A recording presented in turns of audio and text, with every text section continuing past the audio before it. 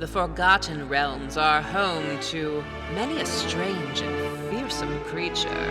Here, we aim to discuss them all. Go not blindly into the unknown, adventurer. Join us in browsing the bestiary. Welcome back to Browsing the Bestiary. Welcome back. A podcast that takes an in-depth look at all those creatures that put the monster in Monster Manual, the beast in Bestiary, and, of course, the dragons in Dungeons the Dragons. God fucking damn it. I said dragons, the Dungeons and Dragons. Dungeons the Dragons. We're having a very normal one today. Dungeons the Dragons. The dragons are dungeons now. The dungeons are now dragons. They can fly, Jayde. Why hoard all the treasure and sit on it when the treasure hoard can just fly at you and eat you? You know, one day we'll get that. Yes, one right. One day. Good anyway, I'm Dungeon Mistress Jayde. And this is Lore Master Andy, and I apologize to everybody. I am sick right now, which is why it sounds like I'm talking like half an octave lower than I normally do. I'm sorry. You know, just deal with it. He's gonna be sick at least once a month. He has 3 kids. I have 3 kids, yeah. Just think of this as like I'm lulling you to sleep with my dulcet tones. Speaking of things that might make us feel certain ways, Jayde, can we get a dice roll for today's monster? You know, shit, I didn't even grab dice yet. We are not on the ball today. All right. We're not doing well. Let's see. I got this nice red resin dice. Ooh, nice. I'm gonna roll. I don't. You hear that? You hear that? All right. Ooh, okay. A 10. A 10. A little higher than we've been rolling. That's true. All right. Well, with a roll of a 10, that actually gets us a monster that's a little bit nicer than some of the ones we've talked about before. Today, we're going to be talking about the Centaur. Centaur! Yay! Now, Jayde, we have to give a little bit of an introduction here about some past conversations we've had with our friends and loved ones about centaurs. So we're like, the next episode centaurs, I was like, hey, I have a question. I post this in our Discord. I'm like, hey guys, is thinking centaurs hot make you a furry? And we had a whole long discussion about that. We did. Like at first the consensus was yes, but then when we got into the weeds of like, well, you know, what if you just think the human half is hot? Then there was some very spirited debate about anthropomorphism versus, like human to human attraction and bestiality and all that.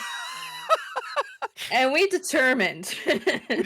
So liking centaurs is neither furry nor bestiality because centaurs are sentient creatures on their own, right? Yes. And the terms for bestiality is that you are fornicating with a creature that does not understand what's going on, right? Correct. And also, furries are anthropomorphized animals, whereas centaurs are neither of those things. Yeah, neither animal nor man. They are the best of both.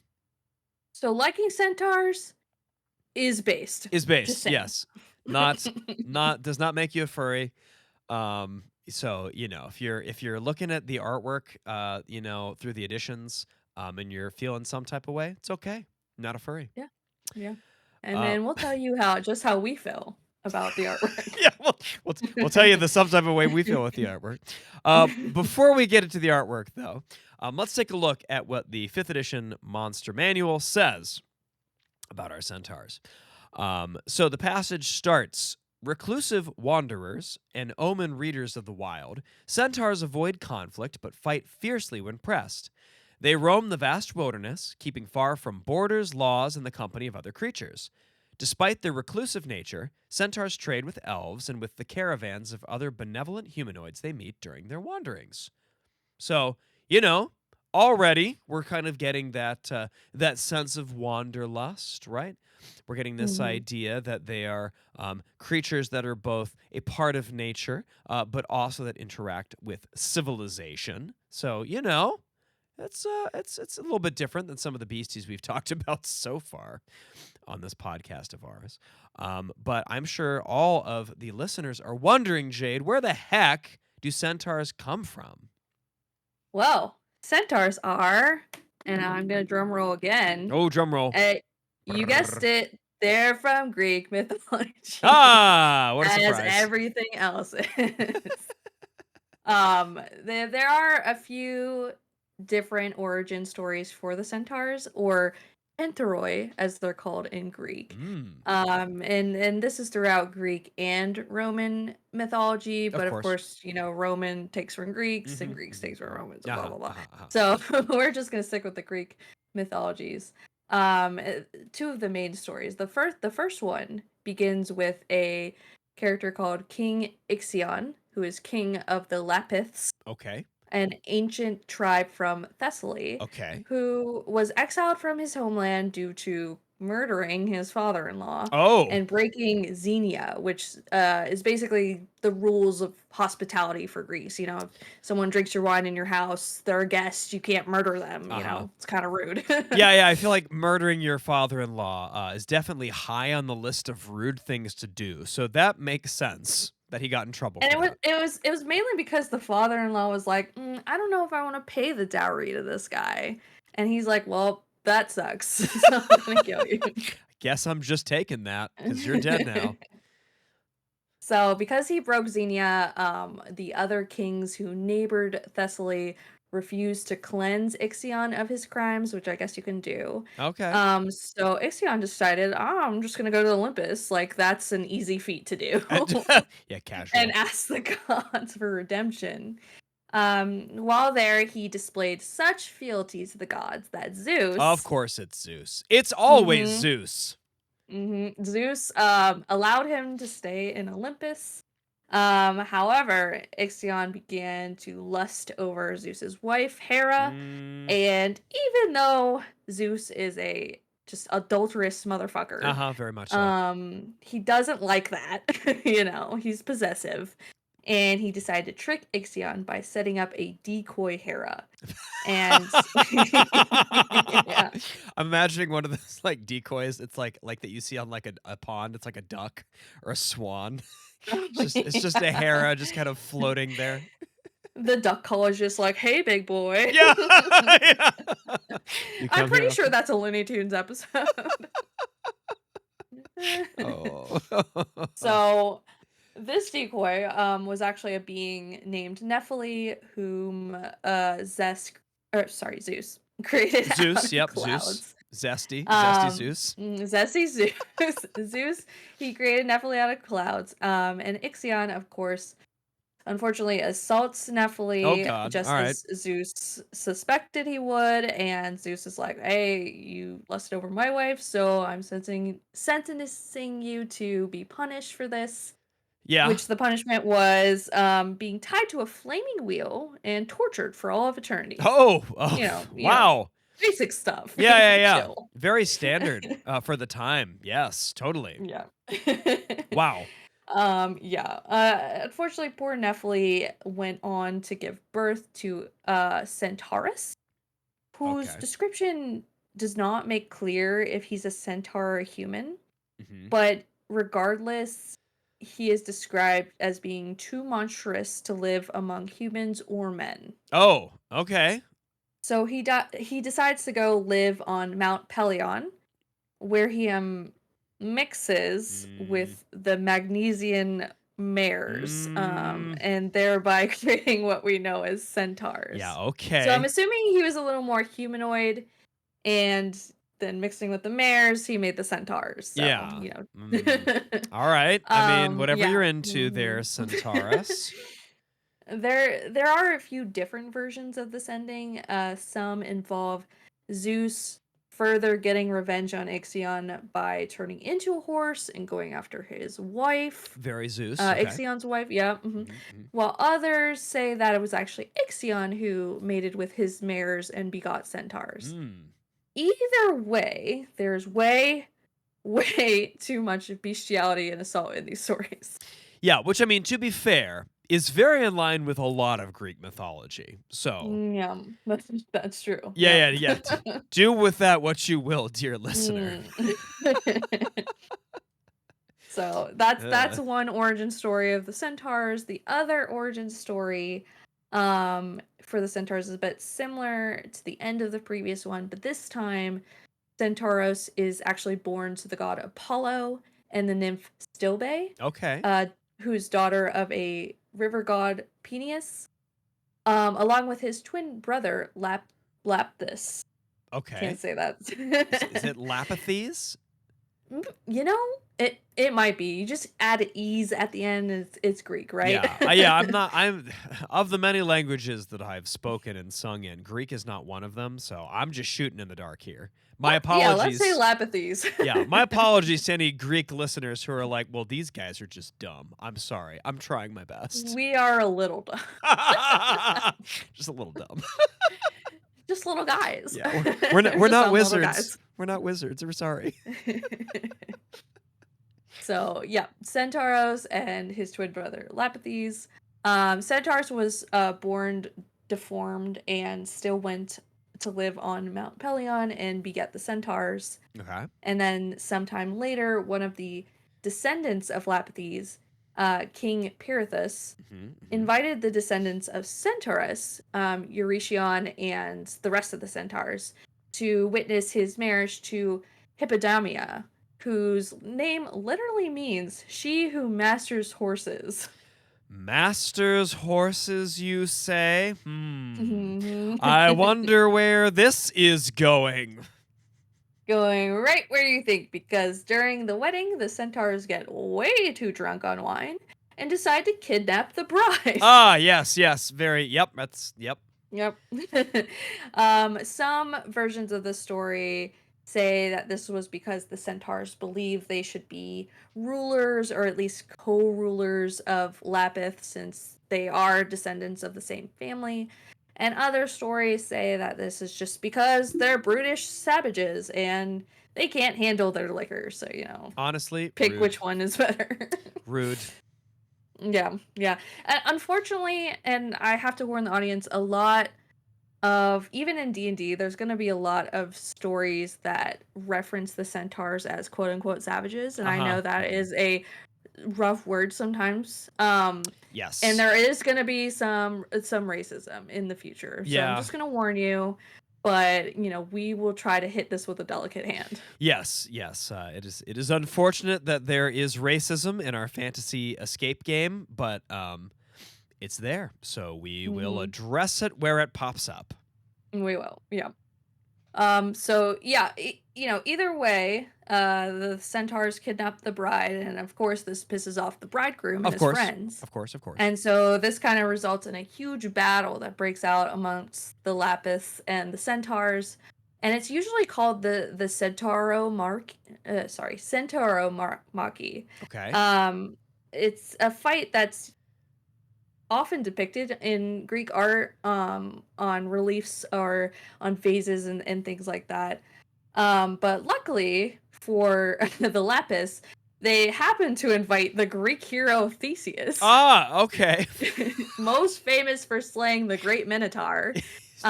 Just so casually yeah, someone with experience dealing with half man, half beast people. He was just there. It did mention there were a few other Greek heroes at the wedding, but I felt like they were a little too niche to mention. But Theseus is there too. Yeah, he's like one of the guys. Yeah, one of the guys. So obviously the centaurs are defeated and driven back into the mountains, and they rescue the bride. Yes. Luckily, we had Theseus, so we got the damsel back. Yay. Yeah. Yeah. So as we mentioned before, you'll notice in a lot of Greek mythology and then some other areas that centaurs tend to be the bad guys. usually depicted as uncivilized brutes bent on causing destruction to the rest of civilized society. The only, quote unquote, good centaur who shows up in multiple stories is Chiron, who is known for nurturing young heroes and gods until they're old enough to live on their own. Yeah, for example, if you guys remember our Gorgon episode, Chiron was the one who raised Jason of the Argonauts when his father took him to the mountains to hide him from his uncle. Additionally, he's been a mentor to famous characters like Achilles and Patroclus, Medes, who's half brother of Theseus, and Asclepius. Sorry if I get that wrong. The Greek god of doctors. Yeah. So so Chiron, right? This guy is the actual mythological figure that was the inspiration for Phil the Satyr in the Disney Hercules movie, right? Yeah, I did find that. Yeah, way to show your anti-quadrupedal humanoid bias, Disney. I see what you're about. To be fair, I think it was because more that animating horses was a little bit trickier back then. That's true. And I think little satyr hopping around was a lot easier than animating a horse. True. Also, how do you put a full-size centaur on the back of Pegasus? How do you put a horse on the back of a horse? Like, True, yeah. How is he supposed to warn people if he can't get on Pegasus? That's a good point. You know, Jayde, I think you need to go into the Disney writers' room. I think Yeah. you got it all figured out. They need a lot of help. Stop making live action movies. We don't need remakes. We don't want need them. new stories. Nope. Make new things. Make new things. See, now we have to be So careful. boring. Disney's gonna listen to this, and then they're gonna send people to come kill us. Yeah, I'm not scared. Oh God. All right. So yeah, moving on. Largely centaurs come from Greek mythology, but there are a few. There's another place that they do pop up, and actually, it was kind of surprising that they didn't show up in more mythologies. I was really surprised by that. But the one other mythology they show up, I should say, not mythology. They show up in religious history of Hindu and Buddhist literature. Oh, okay, that's interesting. Yeah. So in Hindu literature, centaurs or kinnaras are described in one of the two major Sanskrit epics of ancient India, the Mahabharata, and the other book is the Ramayana, but centaurs mainly show up in the Mahabharata. Oh, okay. They are described as kind of demigods or devas who play magical instruments, usually a veena, and dance and sing with other celestial musicians called Gandharvas. Okay, that's pretty cool. These two groups of demigods form an orchestra and play at banquets for the gods. And according to the Puranas, which are kind of like encyclopedic texts that expand on the epics, the Kinnaras were born from the thumb of Lord Brahma, who is basically the god of all Hindu gods. Yeah, he's like the really important one. I mean, they're all important, Right. but like he's the guy. Yeah. And so yeah, just remember that Brahma created everything, and Brahma is everything. It's kind of like Ao in Dungeons and Dragons. He's the god of all gods. Yeah, you don't fuck with Ao, you don't fuck with Brahma. Exactly. So yeah, they appear in Hinduism. They also appear in Buddhism, and Kinnaras are said to be lower gods who live in the Himalayas and watch over humans and their well-being. And like in Hinduism, Buddhist Kinnaras are musical beings that accompany other musical celestials called Asparas to play for Buddha, and the Bodhisattvas, who are people who have achieved nirvana but decide to kind of delay it in order to help other people achieve nirvana. Oh, So that's cool. Yeah, that's very nice of them. Jeez. Yeah. So they play music for them, and the Kinnaras in Buddhist mythology are not always depicted as half horse, half man, like they are in Hinduism.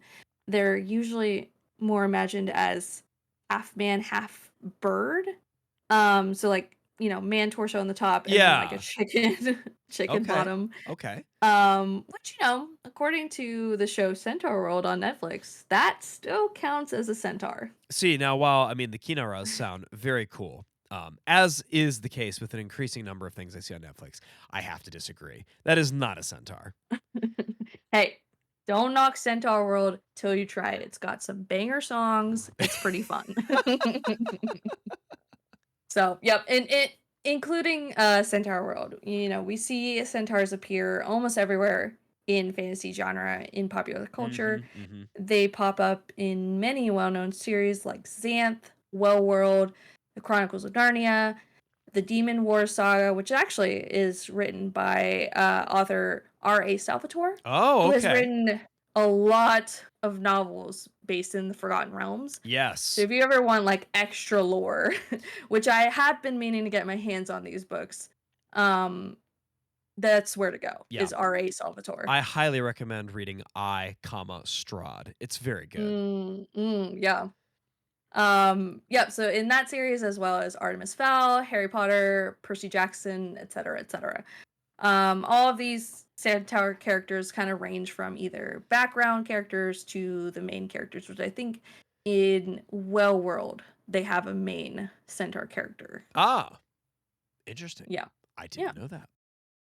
So yeah, that's all the history on centaurs. Like I said, it's kind of surprising that they don't show up in more places, but that just means we can get quicker into D&D, which Andy, would you like to tell us about uh the white box set? Yes, I would love to. So centaurs do actually show up in the original 1974 White Buck set. Lore-wise, centaurs are said to make their lair in hidden glens. In this glen can be found 1 to 6 male centaurs, and female and young centaurs equal to twice the number of males. It does specifically state that the female and the young centaurs are non-combatants, unless in a life and death situation. So players don't mess with the little ones; they will kick Don't you. do that. Yeah, That's don't do mean. that. In terms of combat, centaurs are said to be, quote, at worst, semi-intelligent, which in first edition talk, intelligence is referring to how advanced an enemy's weaponry is, okay? So the dumber they are, the less advanced weapon they will wield. So, think of like a less advanced weapon, something like a club, okay? So centaurs, whose intelligence ranges from low to semi-intelligent, means that they will be carrying a mix between simple weapons and more advanced weapons. Mhm. Okay, so 50% of a group of centaurs will usually be carrying clubs, which are equal to the stats of morning stars. And then 25% will have lance-like spears. And then the rest of them will have bows. So, centaurs are able to do 2 melee attacks. So that is once as a man and once as a medium horse. That's what it said. That's what it says, right? So the poor DMs, back during first edition are having to go back and forth between these different tables of like, here's man attack and here's horse attack and here's how these hit and the different modifiers. It was a little messy, but as with many cases in first edition, it was a little messy. So now roaming centaurs can be found in groups of 2 to 20. And can be found in their lair only about 5% of the time, which makes sense. It specifically says they are in hidden glens, so it's going to be hard to find their lair. They have an armor class of 5, 4 hit dice, and a movement speed of 18 inches. Now, if your party manages to defeat a group of centaurs, they'll have a high chance of getting a decent amount of treasure. Centaurs are listed as Type A monsters on the treasure table, which is then further split into land, desert, and water biomes. Though it doesn't state specifically, I think it's safe to assume that centaurs are land-type monsters. They don't stay For that now. way. Yeah. Yeah. They don't stay that way in later editions, but for now, in first edition, they're land-type monsters. So therefore, if your party fights and defeats a group of 1 to 6 centaurs, they have a 25% chance of getting thousands of copper and a 30% chance of getting thousands of silver. Now, a group of 2 to 12 centaurs will give you a 35% chance for thousands of gold. and then a group of 6 to 36, that's a lot of centaurs, Mhm. will give you a 50% chance of getting valuable gems and jewelry.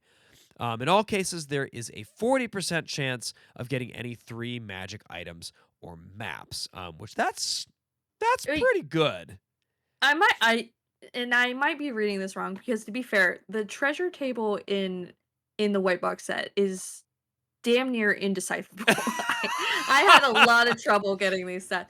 Yeah. So, it may just be talking about the 6 to 36, but if it isn't, either way, why would you take on a huge group of centaurs when you can just get, 1 to 6 and then get a 40% chance for magic items? That's Yeah. insane. Yeah, which I assume that's why things became a little bit clearer in later editions, but yeah, if you could just take down 6 centaurs and, get a couple magic items, that's good farming right there. Mhm, mhm.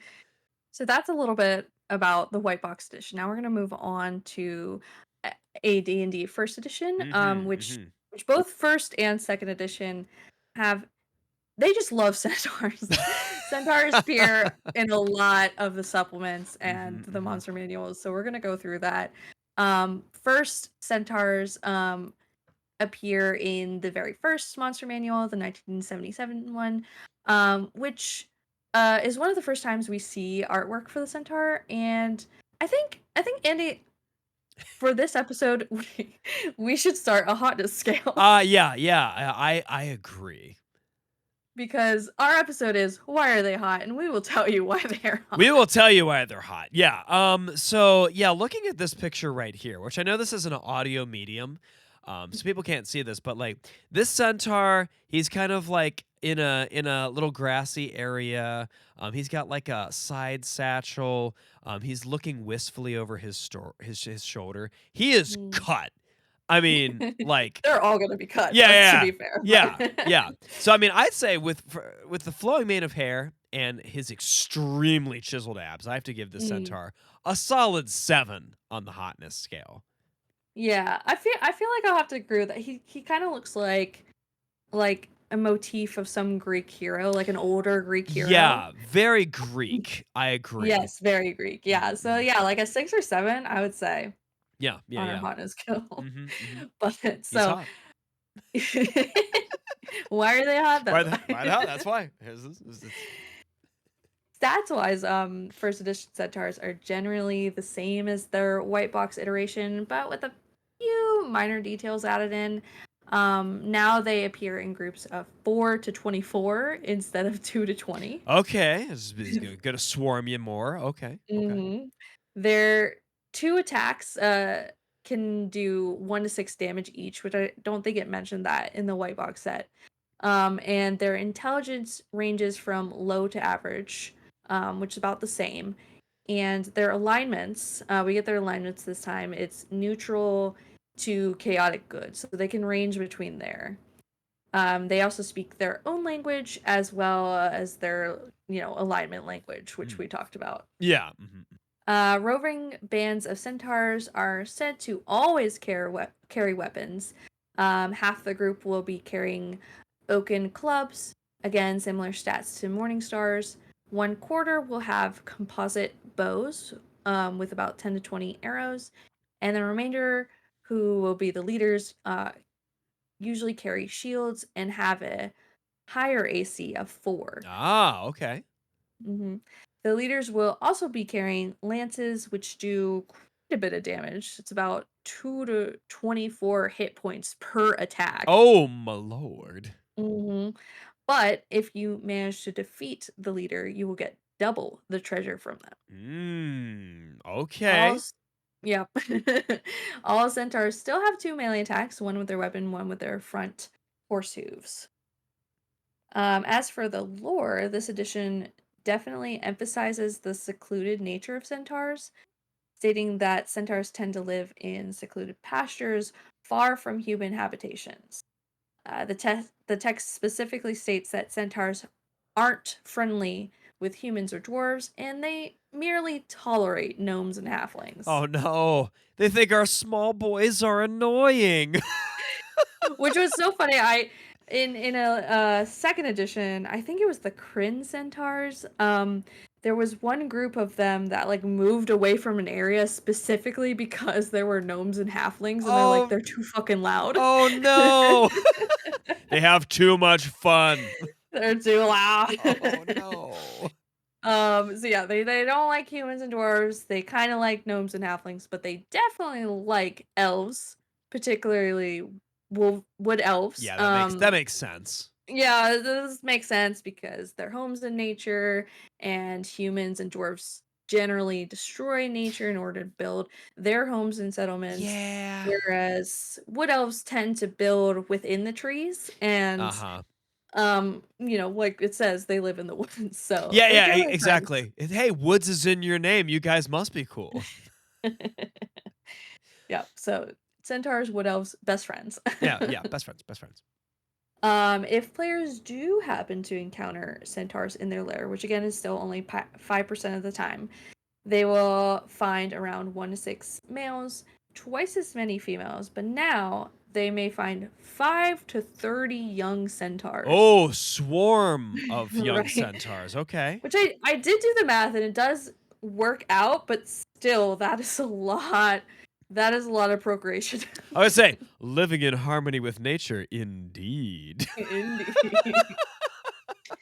Uh, The female centaurs are said to have 3 HP, and the young are said to have 1 to 3, and again, will not fight unless necessary. Hmm, hmm. If the females and young are threatened, the centaurs are 90% likely to give over some of their main treasure in exchange for their safety, which can be, again, a good bit of gems and magic items. Hmm.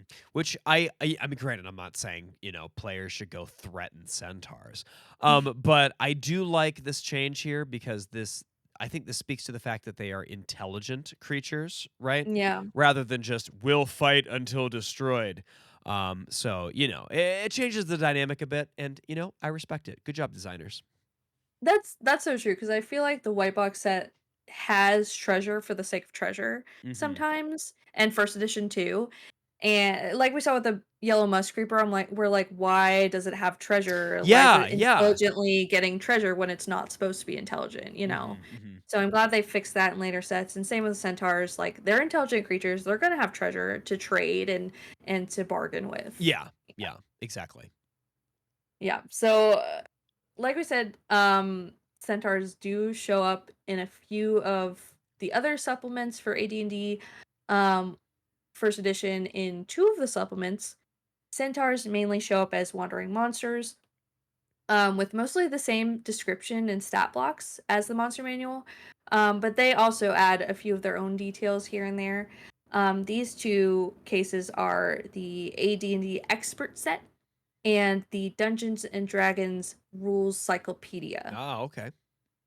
So the AD&D expert set, created by David Cook and Stephen Marsh, is a continuation of the basic set. It is a supplement to help D&D.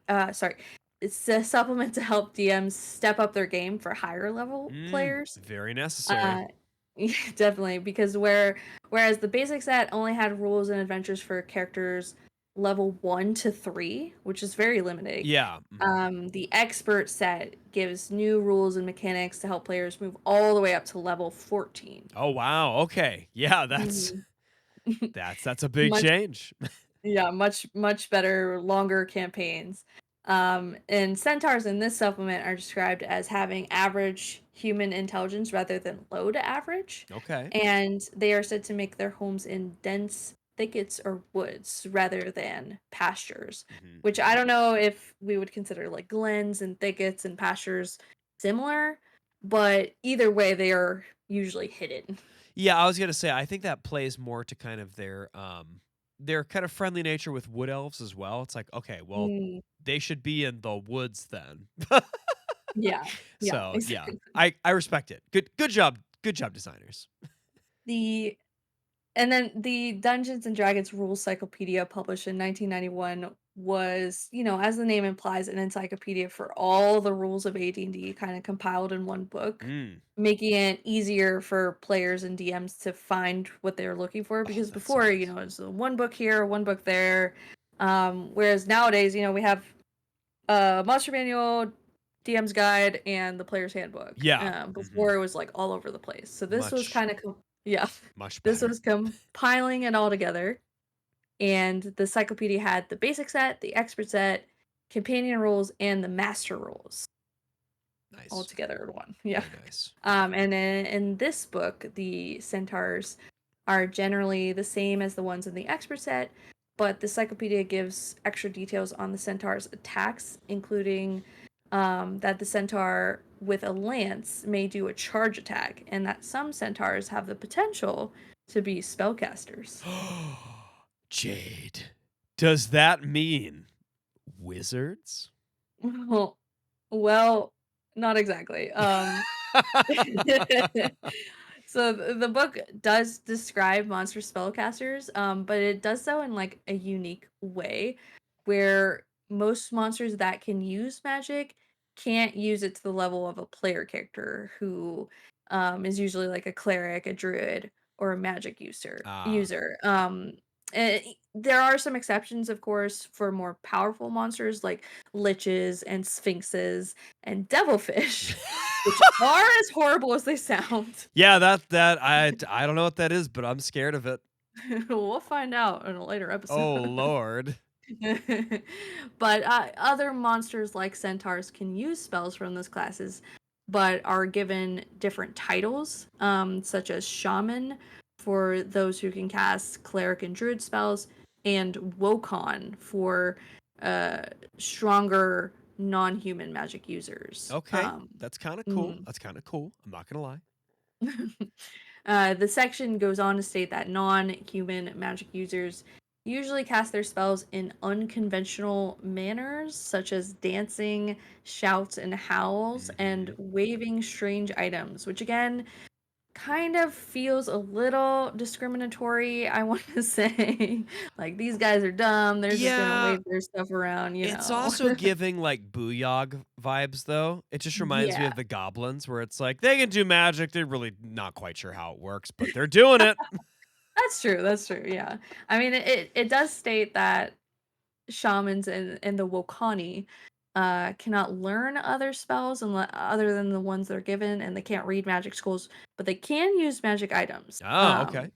Yeah, so they can just pick one up and go at it. But only one in a group of 20 monsters have the possibility of being a spellcaster. So it's pretty rare. Um, and yeah, maybe they stumbled upon it by accident like the Yeah. Booyogs. Yeah. Yeah, and for, for mechanical balance reasons, that makes sense. Yeah, you don't want a bunch of liches running around. Yeah. Yeah, so yeah, just your party comes across a A herd of centaur 20 lich. liches that are also centaurs. Oh, we're just dead now. Actually, that sounds awesome. Not gonna lie. Your DM is showing, Jayde. Oh. But okay, so that's those books. But let's jump back a little bit in time and take a look at some other places in AD&D where centaurs get a little more lore than we've seen so far. Mm. They make an appearance in Dragon Magazine number 116, published in 1986. But this time, they have a unique twist. Oh. Now, when I was looking at the table of contents for this issue to find, where the centaurs are, I was really confused because a lot of the article titles had like nautical based themes, and I thought, am I looking at the wrong issue? Like, what's going on? Uh-huh. But then I found the article about, sea flora and fauna, and this issue actually introduces sea centaurs. Jayde, they really dropped the ball on the name there. How so? They could have been called centaurs.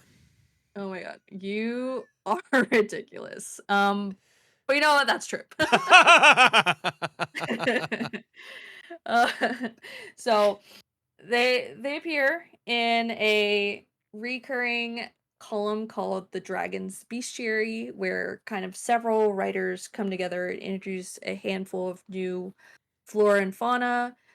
For this one, it's for an oceanic adventuring campaign. Okay. And the new monsters introduced are the brain coral, the giant clam. There's gonna be a lot of giant Okay. things. Okay. The giant clam, the giant carnivorous clam, Oh, very different from the giant clam.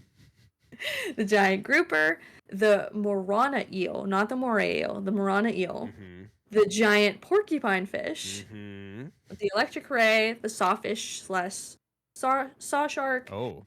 giant sea anemone, Mm-hmm. the sea titan, and of course our sea centaur. Ah, yes. Which get a look at this picture.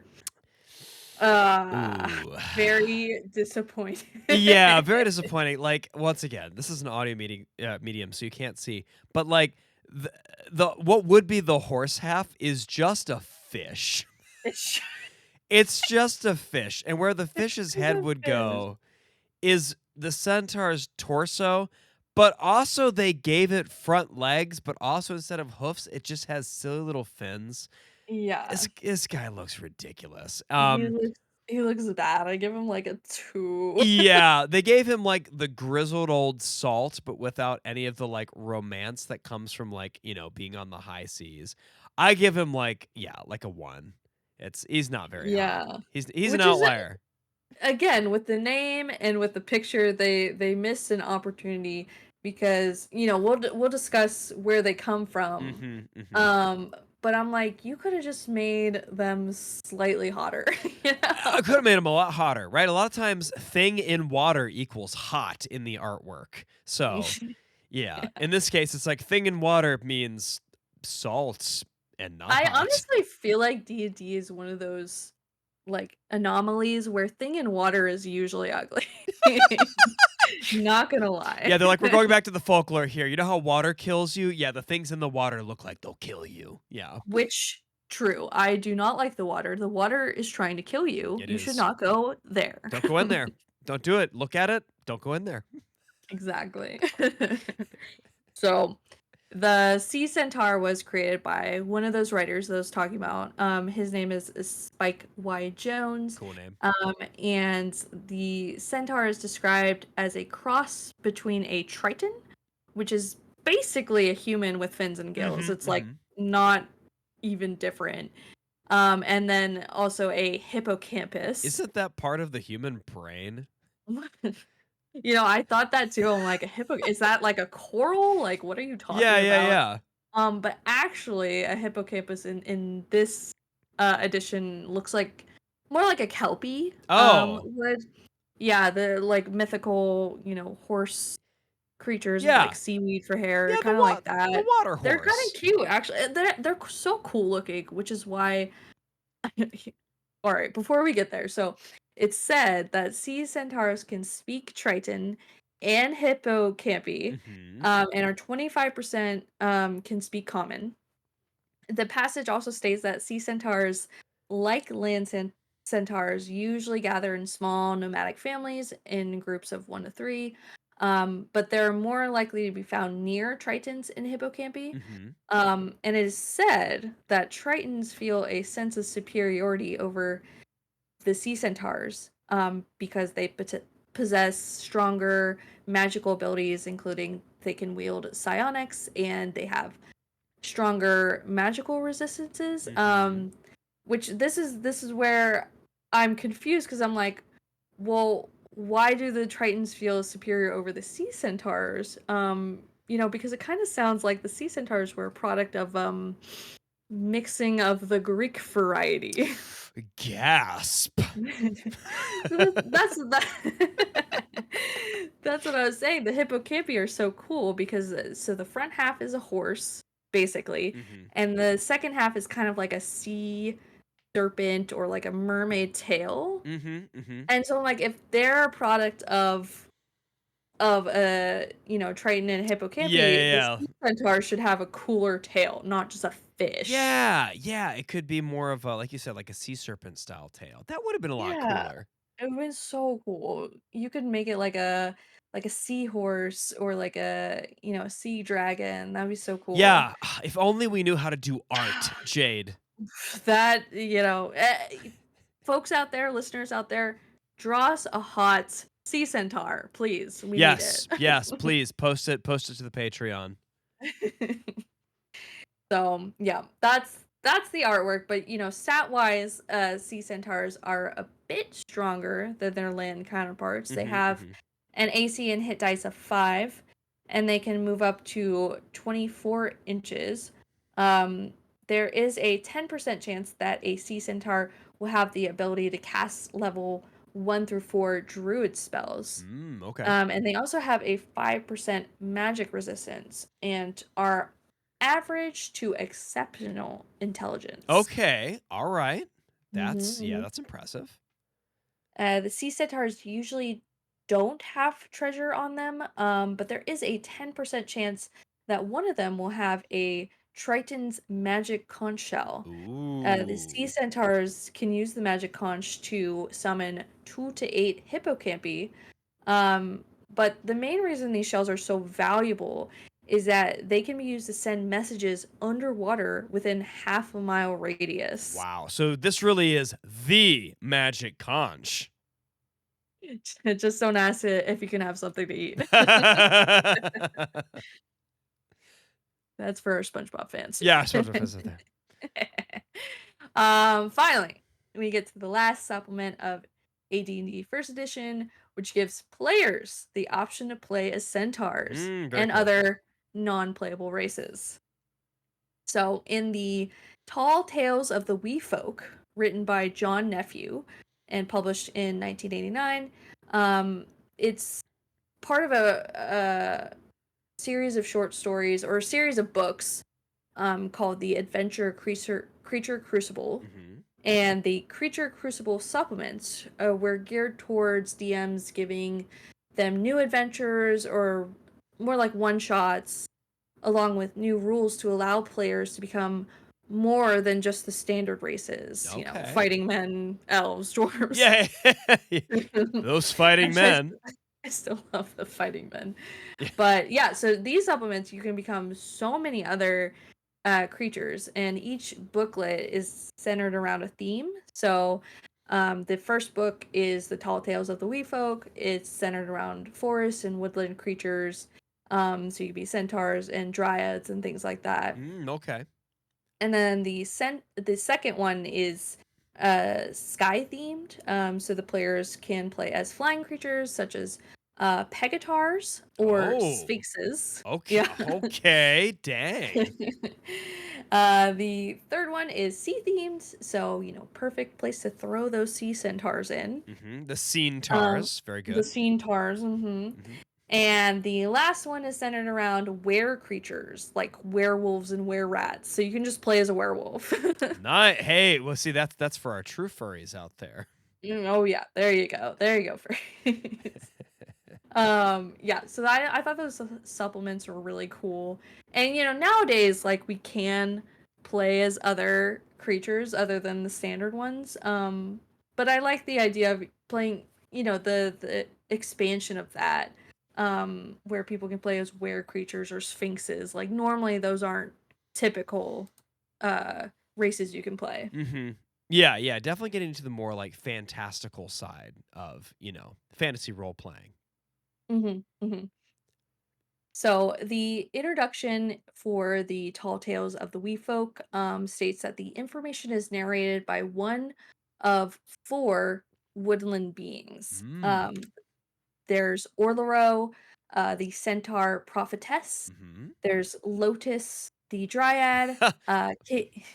Nice. I see what they did there. Yeah, there you go. There's also King Oberon, King of the Fairies, Oh, and historical. Robin Goodfellow, the mischievous sprite. So both of those were from Midsummer Night Dream. Yeah, Midsummer's Night's Dream. Yeah, good. Well, actually, those 2 characters are even older than Shakespeare, but Shakespeare's one of the ones that made him pretty popular. Yeah. Nice to see, we're getting all Shakespeare with it in this supplement. Which I can't wait. I feel like it'll be an interesting episode when we do sprites.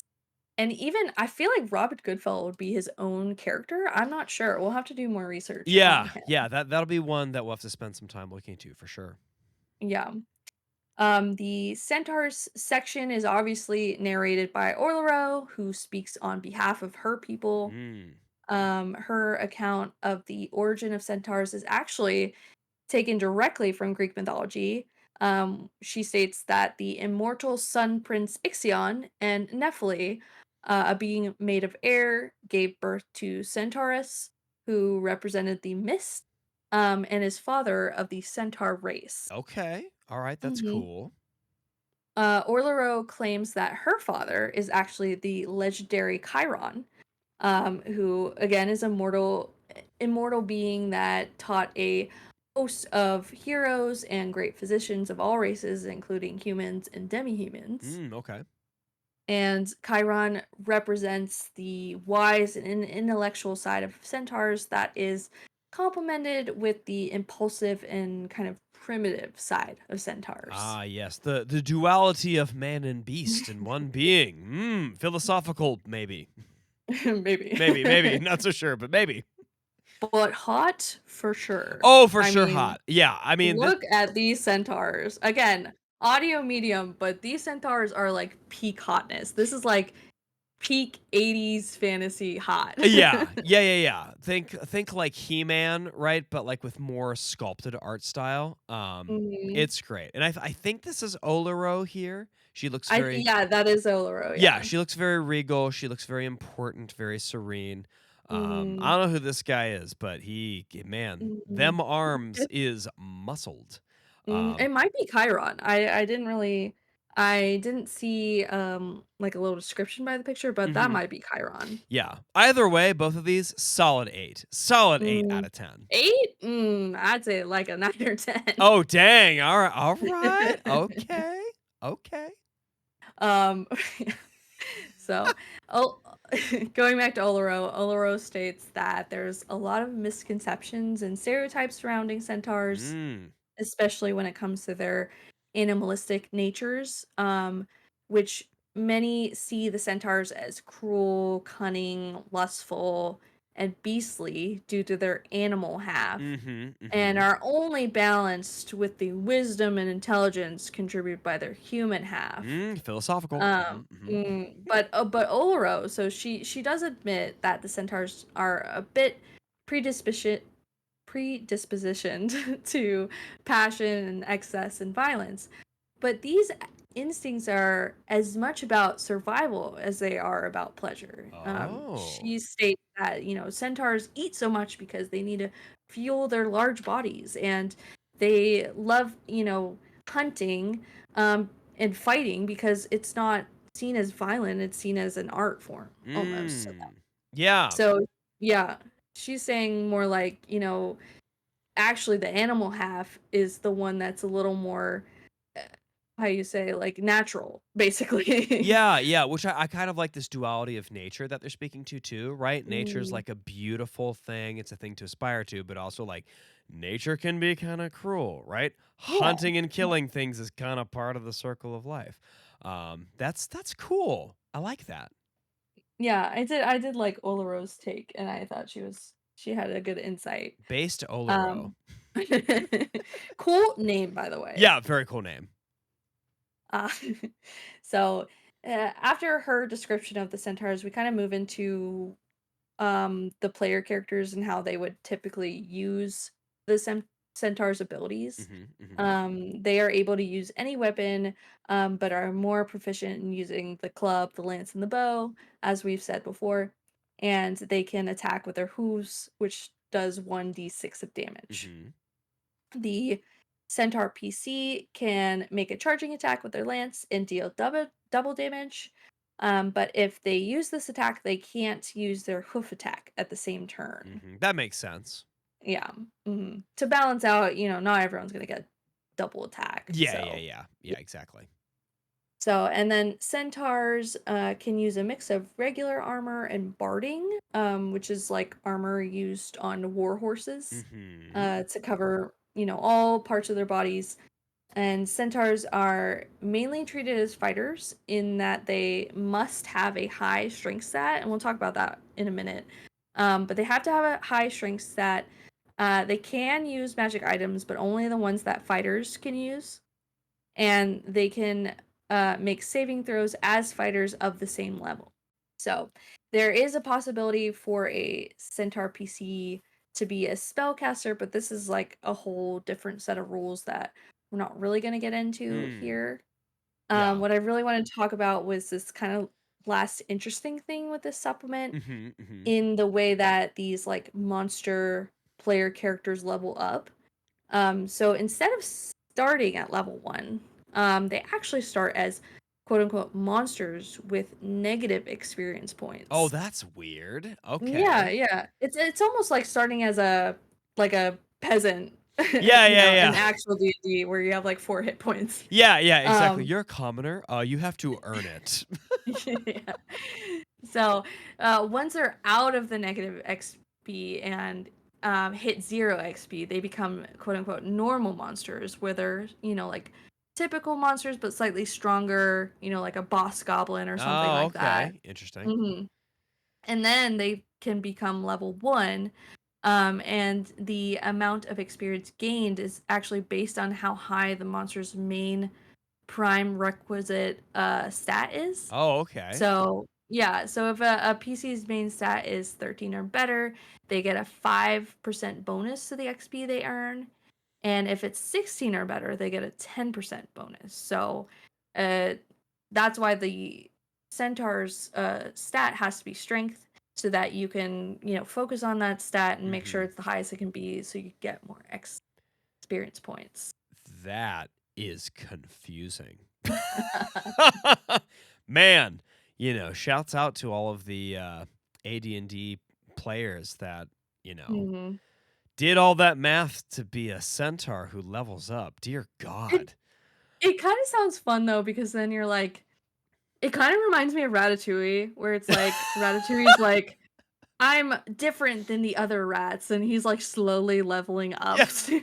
Now I control a human. What now, other rats? Okay, okay. I Yep, dig it. I yep. dig it. So we're moving right along into AD&D second edition. Now, our second edition centaurs, which are also called Sylvan Centaurs, first appear in the 1989 Monstrous Compendium, Volume 1. This is the first of many types of centaurs that we're going to see in this setting. Now, the centaur stats remain pretty consistent with AD&D, but it does get a few minor tweaks.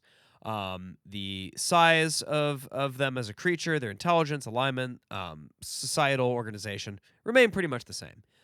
They also keep the same kind of weapon composition from the previous edition. Where the difference really comes in is in their number of attacks. So second edition centaurs now get 3 total attacks, right? Which is 1 with their weapon and now 2 with their hooves. Um, Mm. yes, before they kick you once, now they can kick you twice. With each attack doing the standard 1d6 of damage. So, it's not quite as crazy in the output, but because they can hit you more, it's going to be more reliable damage dealt over time. Oh, for Um, sure, yeah. yeah, yeah. Now, the number of centaurs encountered in the wild has also changed, decreasing from 2 to 24 to 1 to 8. I assume, a lot of players just got swarmed by a whole bunch of centaurs and it was like, what the heck's happening here? And a bit of a balance was Balance out necessary. that extra kick. Yeah, yeah, exactly, exactly. We kick you more, there's less of us kicking you. The composition of a band of centaurs is basically verbatim the description from first edition, with half of the centaurs holding clubs, a quarter using bows, and then the remainder being centaur leaders who carry a medium shield and a medium horse lance. New to this edition is the addition of a centaur tribe's priest, who shares the standard leader stat block but has the spellcasting abilities of a third level druid. So, still has, a little bit more AC, a little bit less hit points, but now magic. Magic. Magic. Centaurs will have a supply of gold, and the leaders will have 2 times that. But the best goodies are, of course, in the tribe's treasury, back at their home base or lair. The notes on Centaur Society largely mirror those from AD&D, keeping the overall vibe of centaurs being shy, relatively peaceful hippies that coexist with nature in harmony. So harmonious, in fact, that this passage basically states that centaurs engage in sustainable agriculture, hunting, Mm. and foraging. Okay, dang. Complete opposite of goblins and bullywugs. Yeah, exactly. Surprisingly, though, centaurs are no longer said to be nomadic and only move homes if they are threatened by a larger monster like a dragon or giant. Smart Yeah, which I centaurs. thought would. Yeah. I Yeah. didn't like that as much though. I like the idea of just roaming herds of centaurs, you know? Yeah. I feel like it's more thematic, to the source material. But at Hmm. the same time, I like this because it just makes them. It reinforces that they're smart. Like, Yeah, dragon that's or true. giant comes, maybe we should leave. Now, the tribe's home base is usually located deep in the forest of either in a hidden glade or a pasture near the water. It says that centaurs fiercely defend their tribe and homes when threatened. But as I said earlier, there's this addition that I thought was kind of cool. In dangerous monster infested areas, centaurs will sometimes plant a thick barrier of thorn bushes around their lair and set traps and snares. Smart centaurs. Smart. Hmm. Hmm. Now, a tribe of centaurs is made up of a group of typically 3 to 4 families, but can go up to 20 families all living together in harmony. Families are still set up in a heteronormative manner, in which male centaurs are the hunters and protectors, and the female centaurs stay home with the young. And of course, both of them only fight in life or death situations. I'm waiting for that to change. Yeah. We'll get there. Um, Now, I thought there was this cute tidbit that was added. The fact that centaurs mate for life. Aww. Aw. And the children are all taught and taken care of by the tribe communally. Now, similar to first edition, if found in their lair, there will typically be an additional 1 to 6 male centaurs, twice as many females, and then uh, 5 to 30 young centaurs. So many. There's so many babies. So many babies. We do learn that centaurs have a shared communal treasury that's made up of the money and fine objects that are taken from slain monsters. I do like that it kind of points out that, like, hey, we killed things that were bad and took their stuff, and that's why we have all this gold. Not just we randomly have gold. Which they use this treasury to buy food or ransom members of the tribe that have been taken captive that holds over from the previous edition. Mm. This treasury includes a few magical items, which could make for an interesting trading or purchasing sequence as part of a quest or social interaction, instead of we take the centaurs hostage and you have to barter for them. The passage also states that centaurs become rowdy, boorish, and aggressive when under the influence of strong alcohol. Taken So, over with the Greek yeah, traditions. exactly. Always back to the Greeks with these ones. Now, we do get a few different variants of centaurs in second edition, with each variant being tweaked to reflect the different settings in which they appear.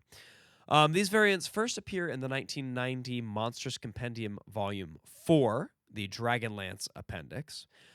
This appendix focuses on the monsters of Krynn.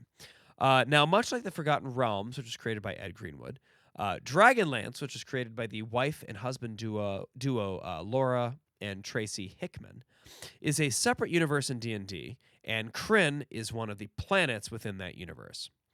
Now, unlike the Forgotten Realms, which is a highly complex system of factions, countries, and planes with So many. so many, right? And it's not even like, oh, well, at least I can just worry about all of these, civilizations on the material plane. No, there's a No. blood war. The gods are fighting. The devils are fighting amongst themselves in the 9 hells. Oh, also aberrations. Oh, also the elemental planes. It's a mess. It's a mess. Hmm. Luckily, Dragonlance is infinitely simpler, but no less fun. Dragonlance is closer to a traditional wargaming type setting, in which players are the good heroes of the lance, fighting against the evil dragon servants of the Queen of Darkness, the goddess Tarkissis. Now, in the Dragonlance Appendix, the centaurs of Krynn are a bit different than previously established centaurs. For one, they are smaller than regular centaurs, categorized as medium creatures, which range from 4 to 7 feet tall rather than large creatures. They are herbivores rather than being omnivorous, And like many herd-type creatures, they can appear in groups of 5 to 30. Now, Back to the big groups. yeah, back to the big groups, right?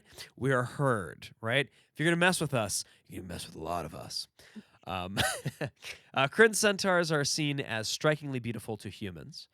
And the males are described as, quote, ruggedly handsome with square jaws, aquiline noses, and full beards. And the females are, quote, sleek and voluptuous with full lips, soft cheeks, and sparkling eyes. Which the description does do it justice, because this picture whew, is a significant boost on the hotness scale. I mean, look at this guy. Yeah, no, this man is fine. Like, not only do we get, like, the muscles from previously, but like his face is like it is carved from marble. My That's what has goodness. always been the issue, and we'll see in later pictures for second edition. The face is always the thing that gets me. And so far, really the ones in the Tall Tales of Wee Folk and this one, the faces are good. They're fantastic, yeah. Because it's Yeah, like, well, centaurs are gonna be buff, but like, are they pretty and buff? exactly. Yep, this one's definitely a 9 for me. Yeah, I would say a 9. Yeah, centaurs of Kryn, damn. Get it. Yeah. Now, in this setting, centaurs seem more willing to interact with humans. They speak their own language as well as common. Which, it's funnily enough, humans find their speech old-fashioned, as they will use words like thou and thy instead of you and your. Mhm. So yeah, got these old-timey. Shakespearean too? Mm. Oh man, it's like say more. Tell me about how thou wouldst compare me to a summer's day. Centaurs are said to be not as smart as humans or other demi-humans, nor as virtuous, concerned more with their own affairs than in helping others. We keep coming back to this. They are also described as somewhat lazy, more interested in drinking wine and soaking in a stream than in adventuring, which I thought this kind of gave me more satyr vibes than Yeah. centaur. But perhaps this is just the Kryn centaur way. Which I definitely vibe with. I would like to drink wine and soak in a stream for sure. Yes, absolutely. Same. Now, there are 4 different species of centaurs in Kryn. There are the Abanasians, the Crystalmere, the Enscape, and the Wendel. Each is named for their region of origin, but the passage states that they are by no means confined to these regions and can be found all across the world of Kryn. Now, while the species are similar in disposition and fighting styles, they do each have distinct cultures and temperaments. The kind of centaurs encountered are determined by a table with a d20 roll, as one does for random encounters.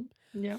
Now, Albanasian centaurs are described as the most common of the centaurs in Kryn, stating that there, quote, are a few major forests without a herd or 2 of these centaurs, end quote. They typically have singular colored coats ranging in chestnut brown, blonde, or black. And they are also said to be the, quote, biggest and handsomest of centaurs. Ooh, okay, Dragonlance. Okay. Weighing in at 1,000 pounds and a height of at least 6 feet tall, the Abanasian centaurs are said to be extremely strong and durable, so much so that they are able to carry 3 human soldiers without noticeable strain. Oh boy. Yeah, these boys is strong. This feature is represented in their stat block, which gives them a +2 to all saving throws, which is that's real good. Yeah, all the different types of Kryn Centaur get their own like special bonus, and the bonuses are a lot. They're crazy. Yeah, they're insane. Temperament-wise, they are said to be, quote, playful and spirited, but they can also get easily offended by minor things, which will make them uncooperative. Mm. However, if you get on their good side, they will be loyal to you all of their life. But if you get on their bad side, then they will hold a grudge for you just as long. So, Fair. yeah. They don't forget easily. Now, Crystalmere centaurs, named after the Crystalmere Lake near Abanasia, are slightly smaller and more slender than the Abanasian centaur. They are said to rarely exceed 1,000 pounds and 6 feet and are described as having, quote, lean bodies, slim necks, and high sit tails. Their coats are usually lighter, either blonde or light brown, with highlights of black or chestnut brown. Now, crystal mirror centaurs are known more for their speed than their strength. They can gallop at a rate of 30 for short bursts. Compare that to the Abanazian centaurs, whose movement speed is only 18. So these is fast, boys and girls. Also, we just learned this, and we are sorry for being inaccurate. We're trying our best with these older editions, I promise. Yeah, it's a lot. We cut our teeth in 5e. We're sorry. It's so simplified in 5e. But the movement rate in 2nd edition can be translated in 2 ways. In outdoor spaces, the movement rate is 10 yards per round. And in indoor spaces, the movement rate is 10 feet per round. So for a centaur, their movement speed outdoors would be 180 yards per round. Mm-hmm. Yeah, think about that for a second. And indoors would be 100 feet, though you'd probably never be fighting a centaur indoors anyway, but, you know. Yeah, beforehand we were saying like inches because that's what it was in 1st edition. Uh-huh. They would just say inches or feet, and this one is a rate. So Yeah. we gotta be careful with that next time. Yeah. Next time will be more clear. Now, crystal mirror centaurs are said to use this speed to run away from strangers. They are said to be very shy and reluctant to fight. They don't interact with any other creatures, especially humans, preferring to stay secluded. These centaurs have a difficult time trusting anyone and will refuse to speak to anyone unless they are 100% certain that these outsiders mean them no harm. Sounds a little dramatic to me. It's a little dramatic, but, they're real fast, so they just run away. Yeah. Now, the Endscape centaurs, or just Endscapes, are the most brutal of the centaur species in the Dragonlance setting. They're said to, quote, attack for the sheer thrill of fighting. And they often pick on the weak and vulnerable. Their favorite pastime is getting drunk and pillaging and burning human villages. So we'll get away from this trope one day. Yeah, eventually. It might take another edition, but we'll get there. Now, of course, just because they pick on weaker targets does not mean that they are not strong. They are savage attackers, and in combat, they get a +1 damage bonus when using melee weapons, and a +2 damage bonus when kicking with their hind legs. So these are not just, bullies without a base of strength. They are, for a lack of a better term, brutes. Now, what they make up for in sheer strength, they lack in appearance. Endscapes are considered ugly by human standards, having pockmarked skin, scraggly beards, and beady eyes.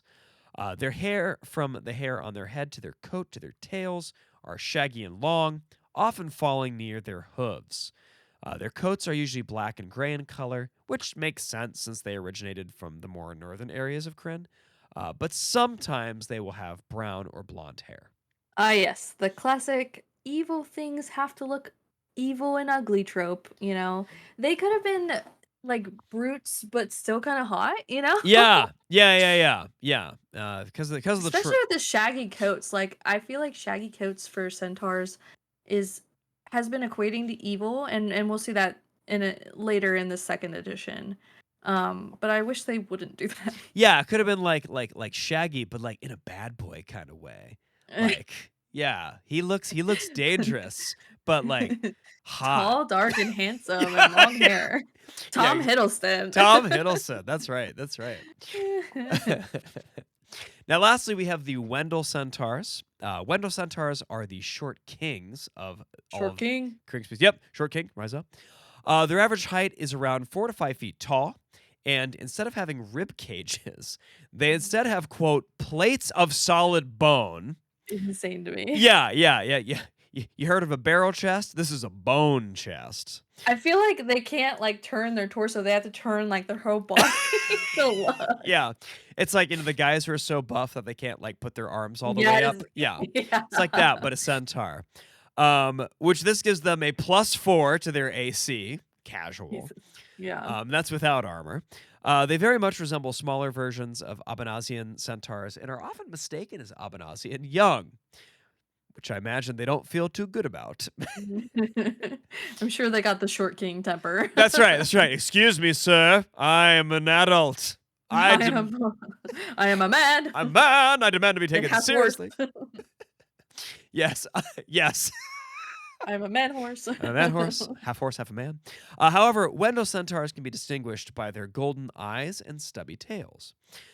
Wendells are also the smartest of all the Kryn centaurs and have a +1 bonus to their base intelligence score, averaging around 9 to 11 for their intelligence scores instead of 8 to 10. Because of this, they are more interested in philosophy and history than in fighting or hunting. Chiron called, and the Wendell centaurs answered. Now, they can be quite stubborn. It's facts. Wait. It's facts. Chiron is a short king. Sure, yep, short king. It's canon. Canon. Now, they can be quite stubborn in their opinions and are often mistrustful of strangers, right? They became smarter, so they assumed that people that they don't know, not quite as smart. So, yep, that's the Centaurs of Kryn. Now we're gonna move on to another supplement in second edition with the nomadic centaur, Yes. which comes from the Horde campaign, HORDE Horde. Yes, not horror campaign. That's a whole different thing. Yeah, Horde, the god, right? Yeah, horror. Yes, the two-faced god of justice. Yes. The Horde campaign was published in 1990 and was a new expansion to the Forgotten Realms universe, actually introducing a new area in the world of Faerun called the Endless Waste. Yes. Yeah, think of it like a Mongolian Kazakh steppe style setting with a dose of Attila the Hun inspired artwork. Yes, lots of very stern expressions and lots of like Mhm. scale mail. Yeah. Now, before we get into the section, we do want to recognize the anti-Asian racism seen in this campaign. Yeah. Yeah, when it comes when it comes to modules or campaigns with Asian influences, particularly East Asian influence, it tends to be a hit or miss on how respectful the writers are of these cultures. So, for example, we talked about in episode 5 how we were pretty impressed with the care taken in a module in Dungeon Magazine called The Waiting Room of Yen Wang Ye, which definitely took influence from feudal Japan. Of course, there were some tropes and stereotypes here and there, as you expect from a presumably white writer. I never found his picture, but his name kind of suggests it. But overall, that module was not willy-nilly throwing around the word barbarian. Yeah, and there was care taken, to try to be accurate in like weapons used, tried to be, accurate to at least some aspects of like the culture. It definitely did not feel disrespectful. Right. In this campaign, however, there is a lot of anti-Chinese and Mongolian hate and ignorance that is just thrown around quite a bit and can basically be summed up in this one sentence from the campaign's overview of the Endless Waste. It says, quote, player characters have the chance to be their own Marco Polos or to stop the invasions of barbarian horsemen. Ooh. Yeah. That's certainly something. Yeah, and it gets kind of worse. So this racism is also thoroughly represented in the description of the nomadic centaur society. Ooh. So the description of how their society functioned was just full of contradictions and stereotypes of Chinese people, and had one paragraph that literally made me feel gross just reading it, which we definitely won't subject you two, dear listeners, in this podcast. Yeah, no, it was bad. It was bad. It was really bad. But in a nutshell, the paragraph was basically saying nomadic centaurs are seen as smart for a centaur. Ooh. Yeah, but compared to humans, they were seen as lesser, and they just used a lot of like Chinese stereotypes and definitely some Korean stereotypes in Hmm. there.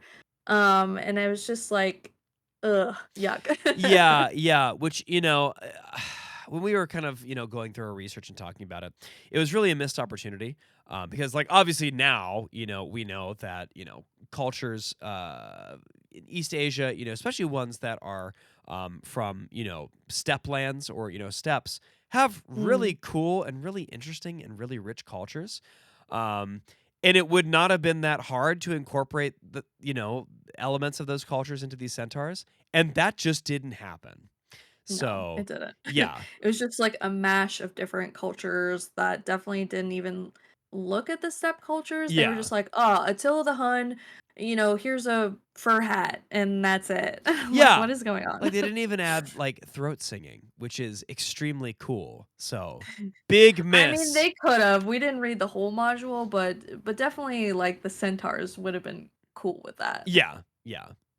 Yeah, it was just an odd mix of like, oh, they're traditional and they're smart, but also they're dumb and their like traditions are dumb, and I'm like, what is Yeah. going on? Yeah. It just screamed barbarian and Right. no thanks. But so yeah, with that background given, we're still going to get into the information about the nomadic centaurs. The some of the good stuff, who are said to live in a harsh, cold land called the Endless Waste. The life in the desolate wastes of this setting is brutal, which has led its residents to become hardy and survival minded. Per the passage, quote, the nomadic centaur is a hardier relation of the more commonly known sylvan centaur. Found in the wide open spaces of plains and steppe, the nomadic centaur is less outgoing and social, preferring to deal with its own kind.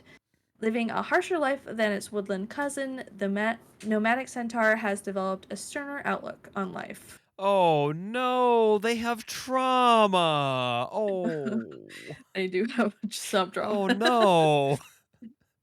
And we could see this hardiness mirrored in their stat block. Compared to their Sylvan cousins, the nomadic centaur is faster with a movement rate of 24 compared to 18, Mhm, mhm. hardier with a 6 hit dice instead of 4, and also more intelligent, ranging from average intelligence to very intelligent.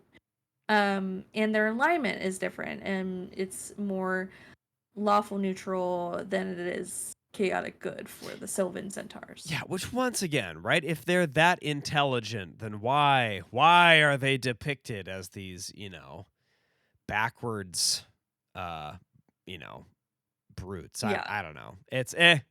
We already said we don't like it. I won't dwell on it, but I don't like it. right. It's just so contradict, like it's bad. Mhm, mhm. But so moving on, while their attack styles are similar to the Sylvan Centaurs, nomadic centaurs much prefer to attack from a safe distance with their short bows. They are taught from a young age, both male and females, might I add, Okay. to shoot a bow, and they have a +1 to hit with their short bow. Okay. Uh, nomadic centaurs also carry a lance for charging attacks and a saber for close range fighting, but this is usually discouraged. They kind of had a saying about someone who ran into a fight was considered either a hero or a fool, Hmm. which I thought was kind of funny. Yeah, fair. And the nomadic centaurs also discourage using their back hooves to attack, as this is seen as weak. Usually, like weaker, older centaurs or younger centaurs will use that to fight. Hmm. hmm Yes. Um, Adapted to the colder climates of the Horde lands, nomadic centaurs' coats are shaggier than sylvan centaurs, with colors ranging from dirty gray or chestnut, and nomadic centaur's humanoid torso is also covered in a thick layer of hair. Both the males and the females grow hair on their heads long in order to protect from the elements. Hmm. Yeah, which I gotta say, this artwork, not hot. Yeah, and it's not even it's not even because it's a little bit stereotypical. It's just like also the horse half is just like kind Ugh. of, yeah, Yeah, it's kind they of just malnourished. yeah, they just kind of ugged him up, you know. Yeah. And instead of like being like, oh well, they're malnourished in kind of like a slouchy, sexy way. It's just nope. They just look. They It's rough. Yeah, where's Life. my general from Mulan? Like, I want that assistant. Was it Shang? Yeah. General General Shang. General Shay. Yeah, can we just have him but as a centaur? That'd be great. Yeah. Let's Maybe get this down. is Yeah. becoming more of a furry. Oh no, our first furry episode. Oh no. Oh no. We're saving that for the werewolf That's episode. right. That's right. I'm saving that for the werewolves. um, so for nomadic centaurs, a tribe consists of 2 to 12 clans in the same area. The clans usually operate alone unless a clan asks for help with a raid, or the whole tribe will come together to either avenge the destruction of one of their clans or to mourn the death of a learned one. Hmm.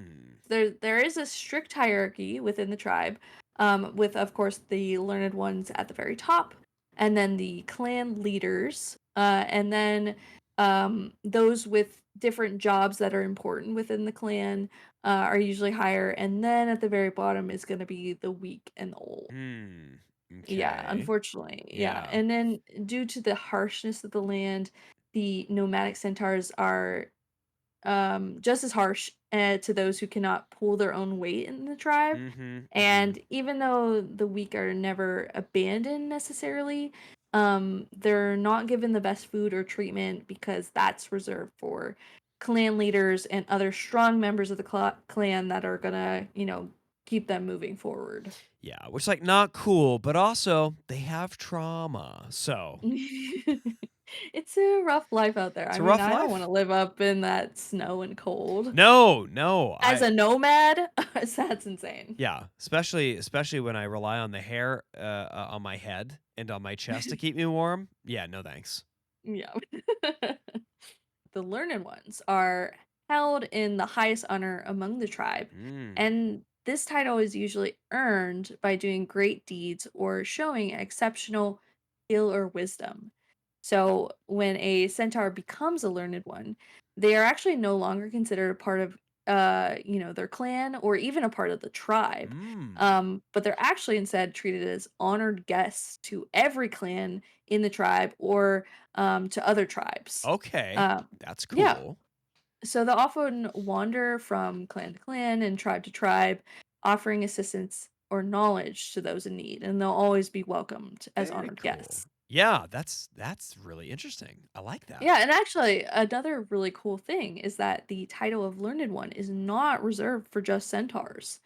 Actually, other Mm. races and even player characters have the chance to become learned ones. Ooh, okay. But this is a very difficult feat, because unlike centaurs within the tribe, outsiders will need to first gain the trust of members within the tribe, Mm. before they can even be considered a learned one. Yeah, no, that makes sense. Insert weird Marco Polo fantasy here. Oh no. Yeah.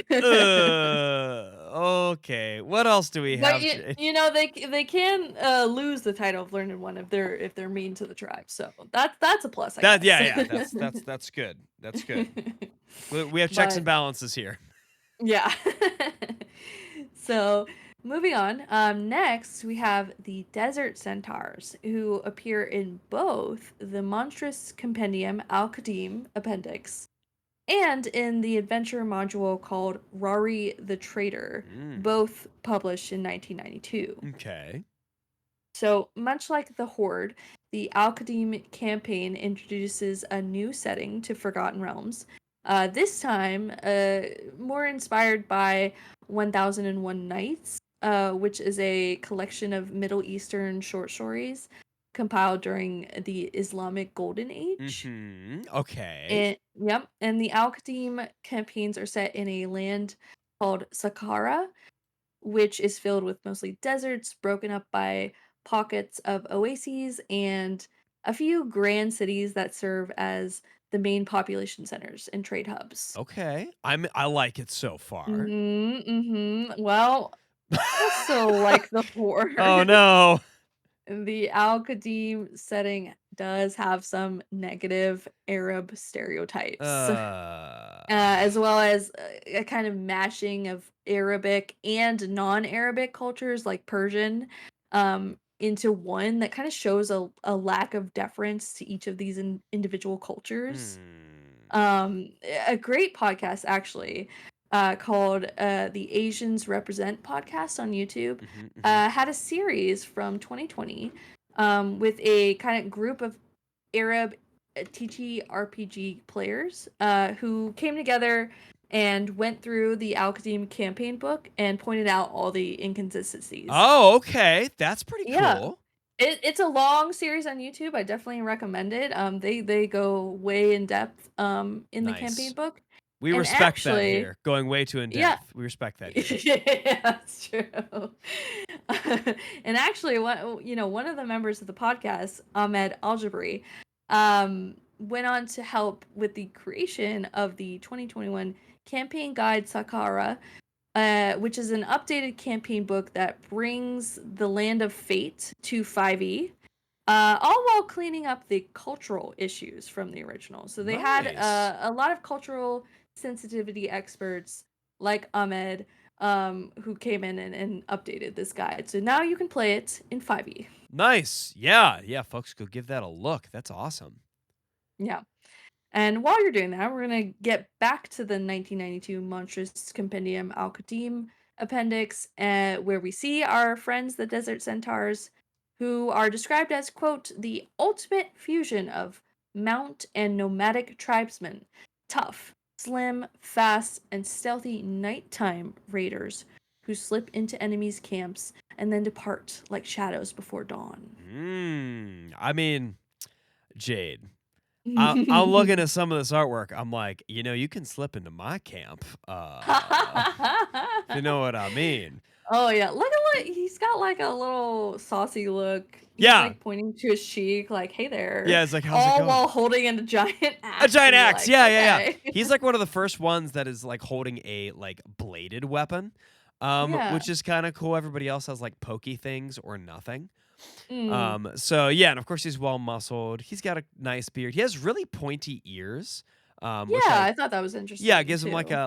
a kind of more angular features. Yeah, no, he looks great. He's great.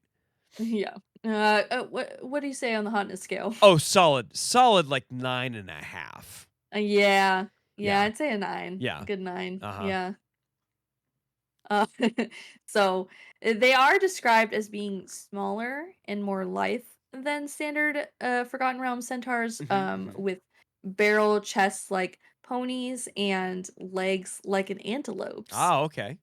Yeah, which I thought was a cool change. Mhm, mhm. And thank goodness they didn't make them like camels or anything. Yeah, yeah, that would have been something. Yeah. But mechanically this translate into a greater movement speed of 21 over the standard Centaur's 18 and a slightly lower AC of 6 over the standard Centaur's 5.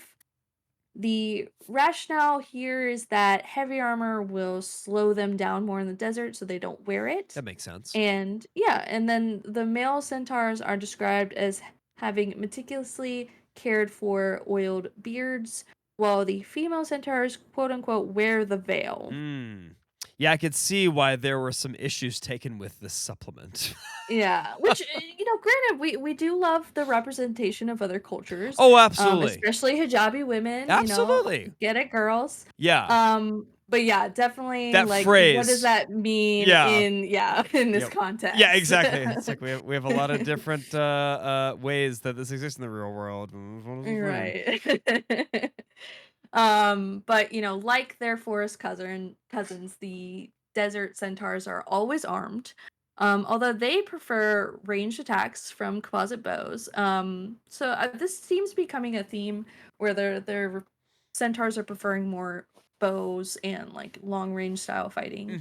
Mm-hmm. But you know, again, they still also use scimitars and lances when they're doing close range attacks. Mm-hmm. Mm-hmm. Um, and their combat section highlights that they prefer hit and run tactics, which Oh. they will employ over a course of hours or even days to wear down their quarry. Poof. Imagine experiencing that as a poor PC. Just back and forth centaurs coming It's like, after oh, you. they're back again. We're out of rests. We're out of hit dice. Oh man, yeah, the rests are important. Jeez. Yeah. Oh, but yeah, the desert centaurs are described to prefer moving and fighting at night because their large bodies tend to overheat too easily in the hot desert sun. Mm-hmm. Mm-hmm. And they owe their prowess at nighttime fighting to their excellent dark vision, which actually allows them to see clearly up to 200 feet away. That is insane. Yeah, for example, normal 5E dark vision is like 60 feet. Yeah, And that's like gray. yeah, Like that's not clear. and superior dark vision 5e is 120. Like, Right. wow. Yeah, so they can just see clearly all day or all night, 200 feet away. It's insane. Yeah, I can see Then clearly hit now. and run tactics too. Poof. Yeah, don't piss off the desert centaurs. Yeah, seriously. Um, in addition to, you know, inside the tribe of the desert centaurs, there's the um they have a priestess who is a female centaur who acts as their tribe's water finder and oracle. Mm-hmm. Mm-hmm. The priestess is said to handle matters of justice within her tribe as well as diplomatic matters between the tribe and outsiders. Okay. A desert centaur has the stats of a 3rd to 5th level kahin, which is a type of kind of setting specific cleric. Mm-hmm. Mm-hmm. And then kind of to move things along a little bit, I just wanted to go through a couple interesting tidbits about desert centaurs before moving on to the other desert centaurs. Uh-huh. But Uh-huh. these ones in the Alcadim setting are all polygamous, with Oh. both males and females regularly having up to 4 mates. Damn, desert So centaurs. good Okay. for them. Good For them. Some desert centaurs work as caravan guides or guards, or are hired as expert scouts. Mm-hmm. Mm-hmm. Desert centaurs have no qualms with raiding settlements to liberate the settlers' cows, camels, or goats, as they believe the cultivation of domestic livestock to be a crime. Okay. But interestingly enough, they typically butcher and eat the animals they free from their owners. That's not better. Yeah, just kind of a roundabout way, you know, it's like- to steal. Yeah, this is the same outcome, but okay. This sounds like stealing with extra Yeah, steps. With extra steps, that's right.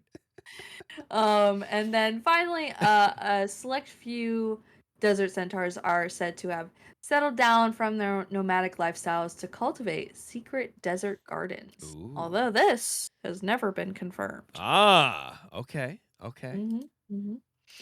All right, so moving on to our other desert centaurs. Yes. These ones, like we said, make an appearance in a module published in 1992 called Rory the Traitor.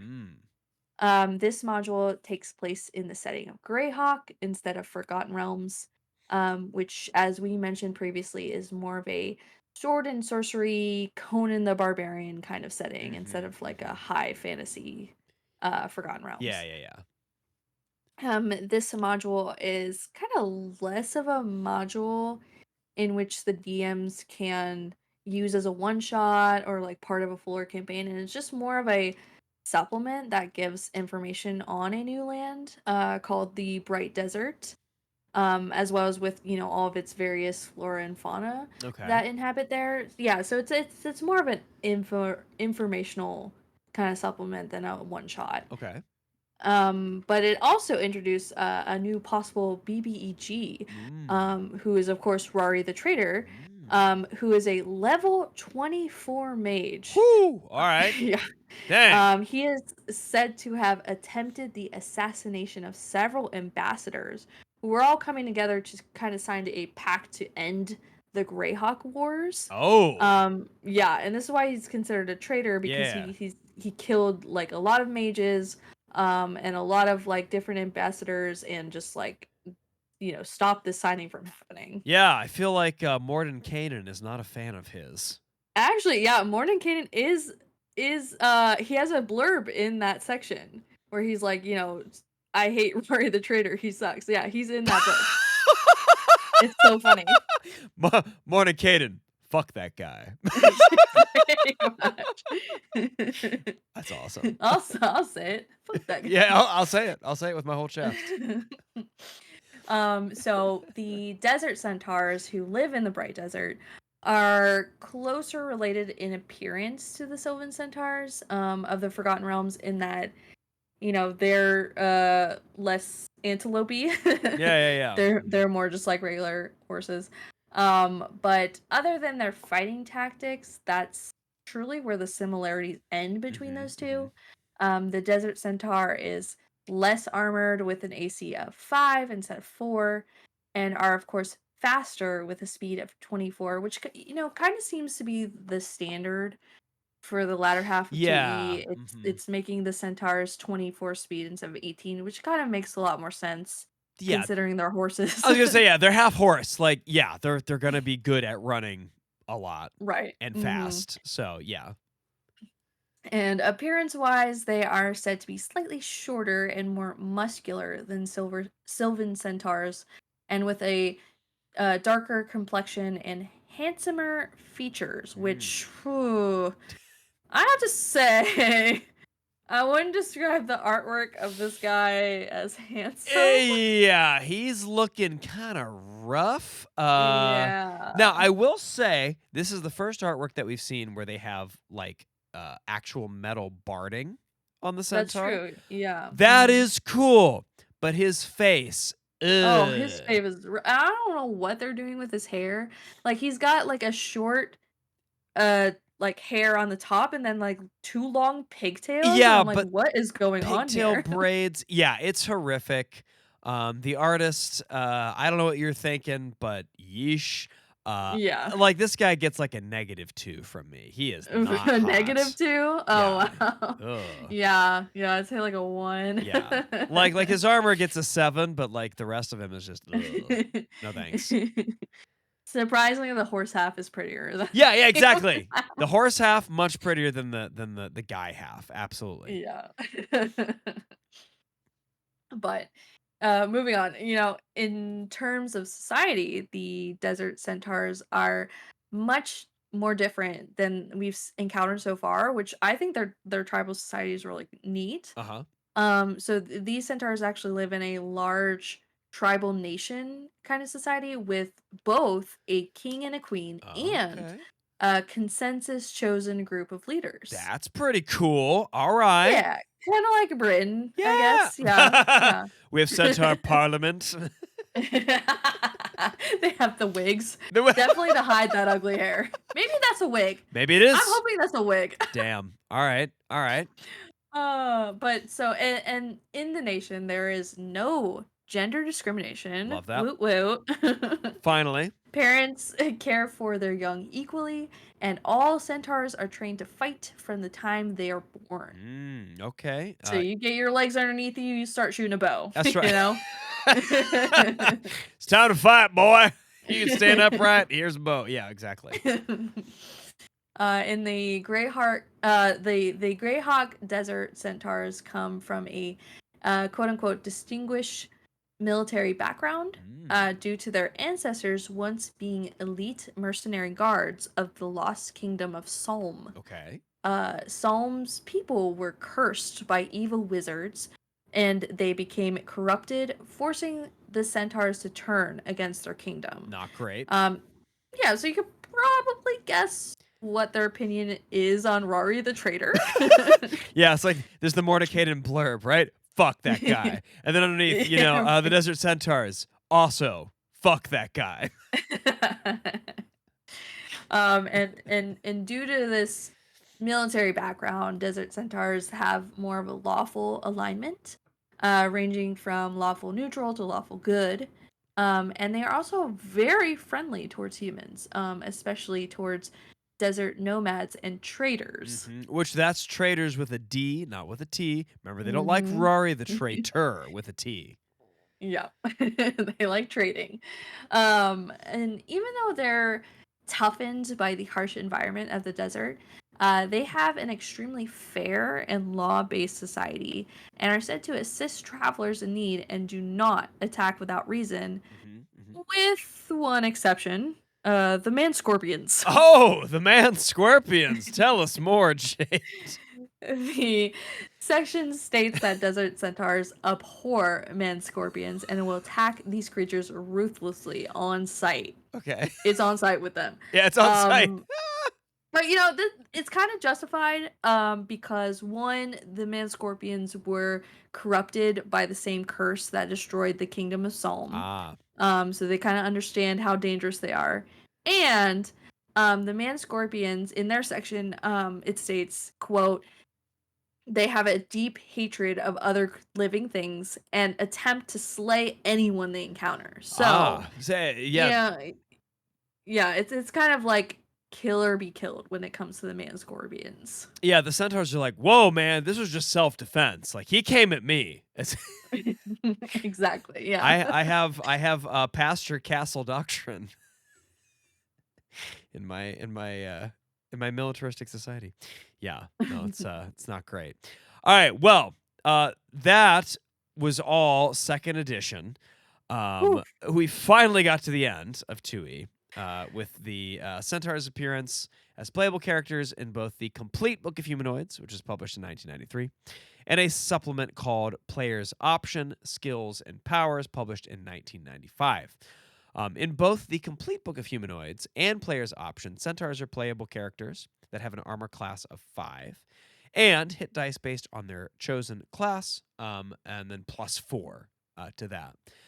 PC Centaurs can choose between several class options, including Fighter, Ranger, Mage, Druid, Shaman, or Bard.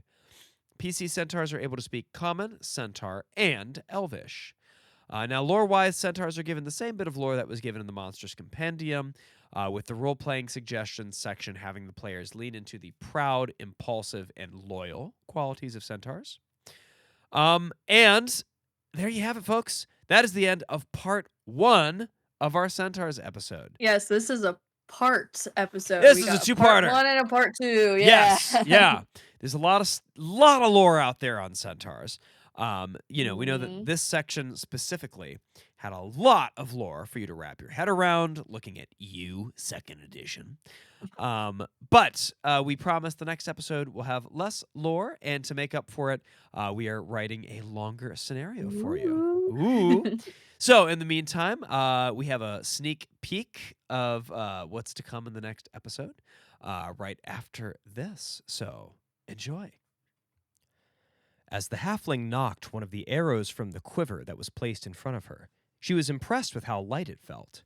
She had to hand it to these elves. Their craftsmanship was flawless, even on such a simple thing as an arrow.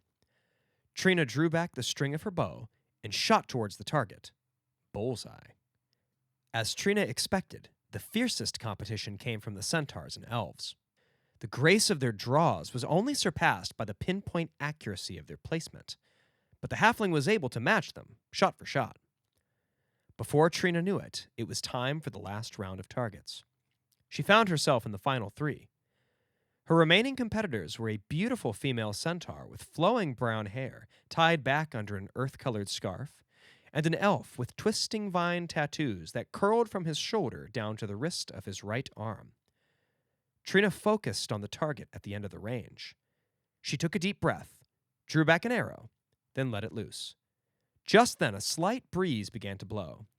The arrow sailed forward without issue, but lodged itself in a limb that swayed lazily in the wind. A groan rose from the crowd. Trina's left eye twitched with frustration. "Stay calm, you've got this," she thought to herself, regaining her composure. The halfling watched the limb for a moment, studying how it moved in the wind. She took another breath to steady her aim. Easy, easy, she thought, as she drew her second and final arrow.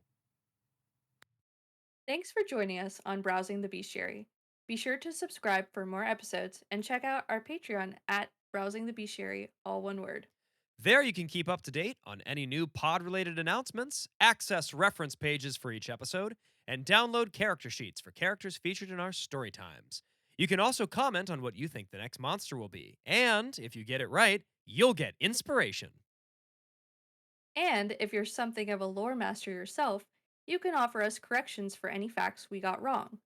If you catch something we missed, you may get a shout out in a future episode. Remember to cite your sources. I'm Dungeon Mistress Jayde. And I'm Lore Master Andy. Until next time, may your dice rolls be high and your adventurers ever prepared.